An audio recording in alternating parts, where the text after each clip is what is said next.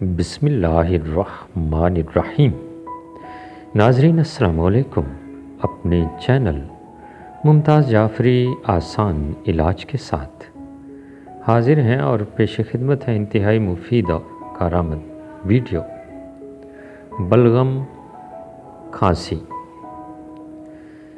ناظرین، میتھی کے دانے پیلے ہوتے ہیں، ان کو ابال کر سوپ پینے سے بلغم اور کھانسی ختم ہوتی ہے۔